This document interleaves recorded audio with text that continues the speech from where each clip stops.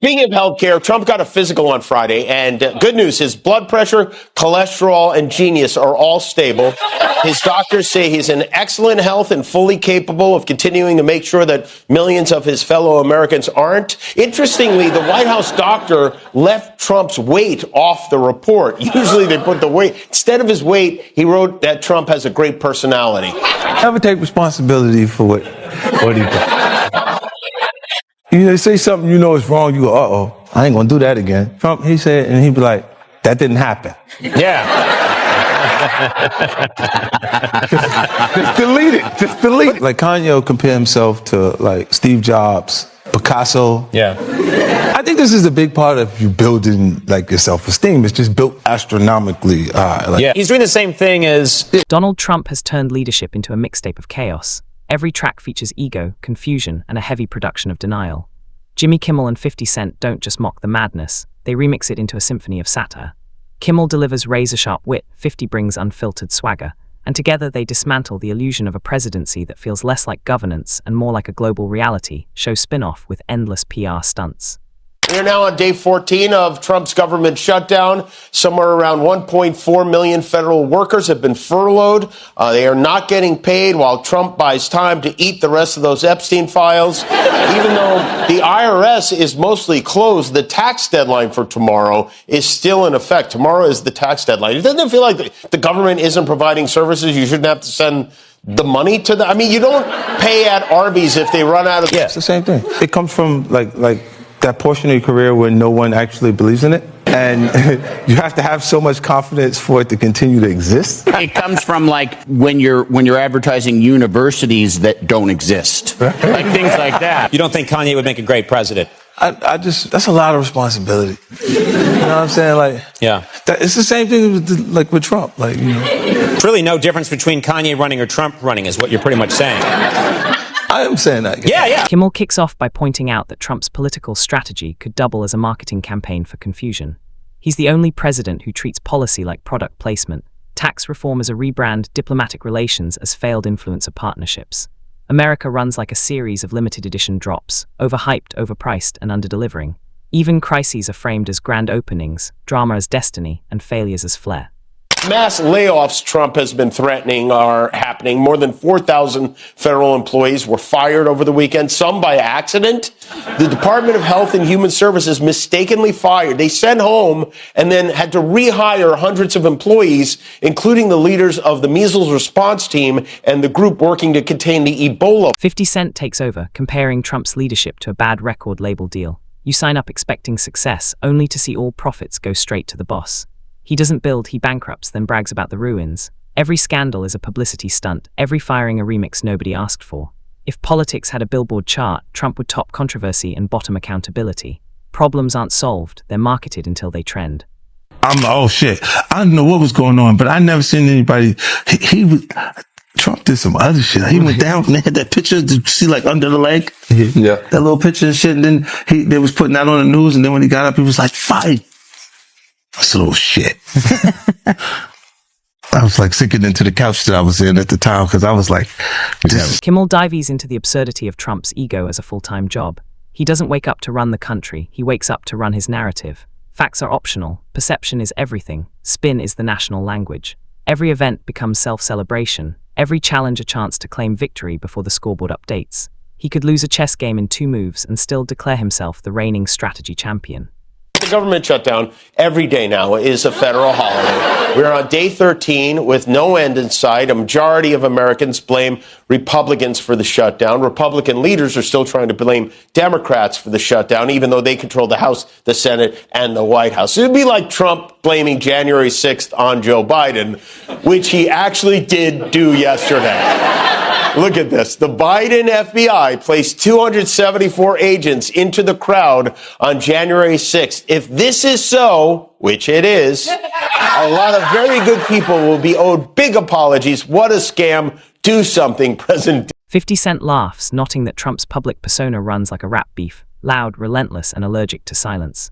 The difference? Rap beefs end with diss tracks, Trump's end with executive orders. He weaponizes pettiness into policy, every disagreement a grudge, every criticism a threat. World leaders become rivals in a battle cipher while he talks big and dodges accountability. He's not playing chess or checkers, he's flipping the board and calling it innovation. You're a tycoon. You know who else is a tycoon? Is Donald Trump. Have you met the man? Is he anything like the friends back in the old neighborhood? I think he was trying to get a great renegotiation for The Apprentice. Oh, so he just wanted to go back to NBC and say, he wanted to lose the presidency. He don't want the job. Well, that's what this new book says, yeah. Yeah, he did. Then when you win, you go, what the? Kimmel highlights the irony of how Trump measures success, not by progress or prosperity, but by attention. If it trends, it's genius. If it provokes outrage, even better. He's built an empire on emotional reactions, running the nation like a content farm. Policy takes a backseat to visibility. 50-cent ads with a smirk. Trump can make any scandal feel like a mixtape release. Every press conference is a diss track aimed at reality. He doesn't write speeches. He spits rants, improvising with audacity. The country becomes his recording booth, the world his audience, and chaos his signature track.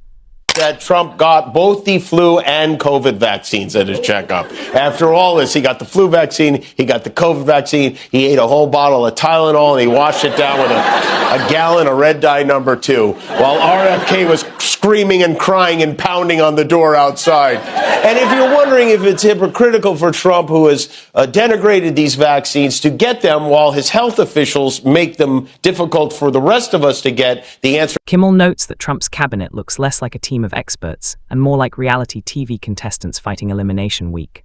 Loyalty beats logic, flattery outranks competence, and nobody knows what episode they're on. The administration runs like a season of chaos. Scandals, alliances, betrayals, and plot twists disguised as legislation. Trump, self-appointed showrunner, keeps everyone guessing. Confusion is control. 50-cent adds that such leadership only works in a place where spectacle outweighs sense. Trump doesn't win arguments, he outlasts them. Contradictions become branding, chaos becomes charisma, and every misstep is spun as strength. Political judo with logic tapping out. Metamucil World Peace is having a pretty good week, or he was anyway. Yesterday, Trump had what was easily the most presidential day of his life. He was front and center on the world stage, signing a ceasefire in the Middle East, and then he got home, he started going through the internet, and he just couldn't help himself. Trump made the cover of Time magazine, which he usually loves. You know, before he was president, he had fake Time magazine covers hanging on the walls of his golf club, for real. But this one, I guess, conjured up some mixed feelings because of the photo. 50-cent, amused yet unimpressed, explains that Trump's entire career has been one long hustle. From real estate to reality TV to the Oval Office, his greatest investment is always his image. He doesn't build legacies, he sells illusions, and America eagerly bought in. Trump turned the presidency into a stage for brand maintenance, the Constitution a prop for self-promotion. Kimmel adds that his economic feats resemble pyramid schemes with patriotic packaging, profitable until you read the fine print. Trump redistributes spotlight, not wealth. Every handshake and treaty is a branding exercise. Diplomacy becomes performance, not progress. Global relations are awkward photo ops, designed for presence over substance. Trump's social media habits would make a teenager blush. He tweets like live streaming his consciousness, every thought a headline, every outburst a news cycle. The Oval Office feels more like an influencer studio than a center of governance, with impulsive digital updates replacing press releases and democracy redefined by dopamine.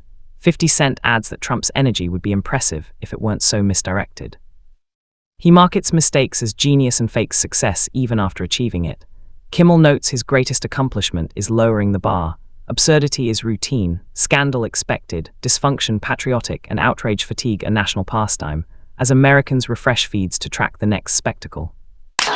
It's upset him so much that at 1:36 a.m. he posted, Time magazine wrote a relatively good story about me, but the picture may be the worst of all time. They disappeared my hair and then had something floating on top of my head that looked like a floating crown, but an extremely small one. Really weird. Now, I want to go back to that cover and show you this crown.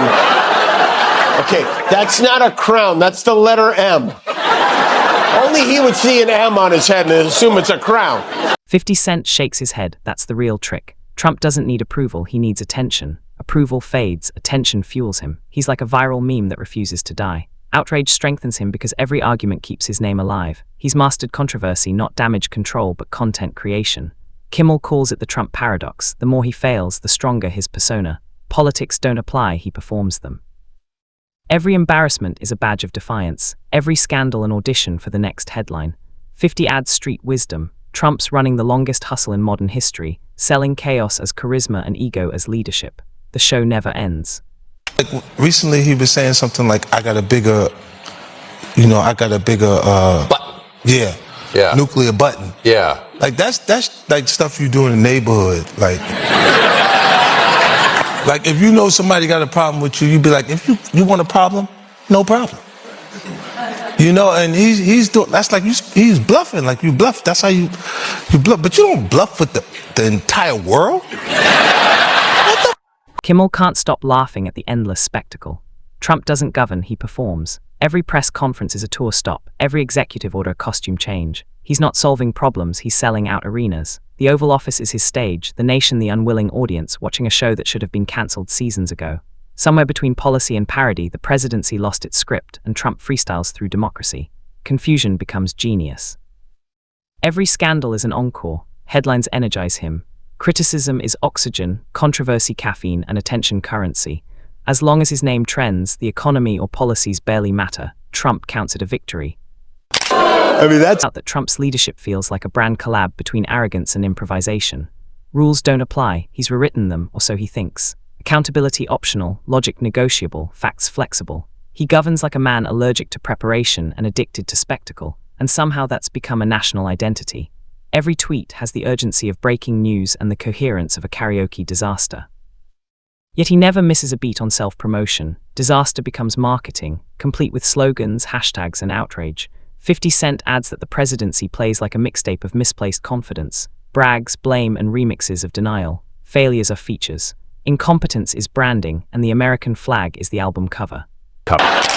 Republicans are dead set on eliminating healthcare subsidies, which would cause premiums to skyrocket, leave millions of Americans without insurance at a time when we need healthcare more than ever. According to the World Health Organization, antibiotic-resistant superbugs are on the rise. Superbugs are the world's most dangerous bacteria that also sound like the name of a show on Disney+. They're also called nightmare bacteria. You know, sometimes we get so fixated on Trump, we forget there are other disgusting creatures hell-bent on... Kimmel shakes his head at the absurdity. Trump's political strategy could be mistaken for a publicity stunt gone rogue. The lines between governance and gossip have blurred so completely that policy debates feel like celebrity feuds. He doesn't respond to criticism with solutions, he responds with spectacle.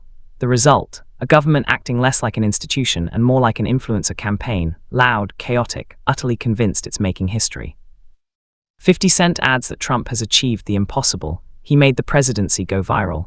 Every controversy is a clip, every press statement a meme, every misstep trending.